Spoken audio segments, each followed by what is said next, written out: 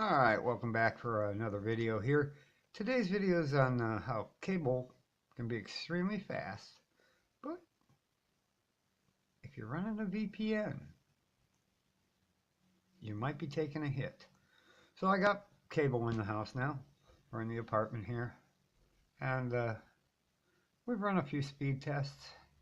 First, let me show you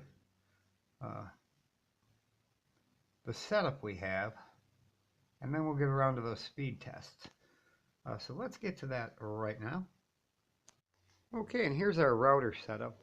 The big router is the one the cable company provides. Then I've got the TP-Link plugged in as an extra access point. It really does give much better reception and a wider range, especially to my wireless AC on the Zotac, and if I'm using the little Compass adapter. Okay, and now let's move back on to the rest of the video. So as you can see, it's a pretty basic setup. The cable modem is sitting over in the living room area, and the TP-Link router is plugged right into it. Probably not the optimal positioning, but I get decent enough speeds, and the TP-Link just provides way better hookup times and, well, way better speeds.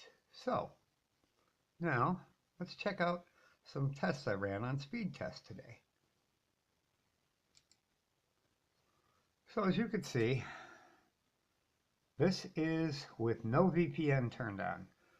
Very decent downloads, very decent uploads. And let's go in here and kind of look at our wireless speeds, by the way, before we go any farther. We're actually pulling on the Wi-Fi here. I do have the VPN on right now, by the way, while I'm filming this, but I didn't when I did the test. 390 megasecond. That's cruising through a couple of walls and 30 feet or so away. So, all that being said, there's our speed with no VPN on.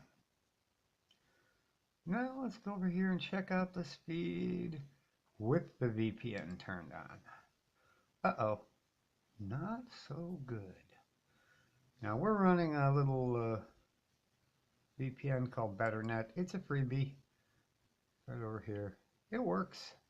It does what it's supposed to do.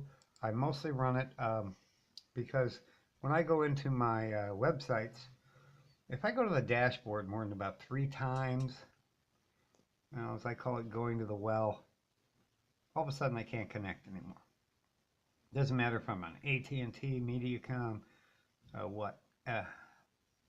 It doesn't happen if I just go to the actual website that you see as a visitor. I can poke around in there all day long. No clue. Haven't fixed it, but it's quicker to turn the VPN off, reconnect it, and then all's well again, rather than, having to reboot the router. So I ran a second test, of course, just to see. That was using speedtest.net out of Atlanta. And here, and my machine decided to reboot. We'll be right back. So continuing on, as I was interrupted before, on speedtest.net, we had miserable downloads and uploads. So, of course, I ran it again using a different server down in Atlanta, which is where I was hooked up to for the VPN. Pretty much just as dismal. So just keep in mind that when you run a VPN, you do a comparison test. Check your web speeds before and after. When you're running BetterNet, you're going to suffer a pretty good hit. If I'm just surfing the web, it's more than fast enough for what I'm doing. Normally, though, when I'm watching videos on YouTube and things like that, I'll turn the VPN off because I'm not going to my websites and I don't really need it to reset things. So that's all I got for tonight. Thanks for watching. Make sure you hit the like button and subscribe.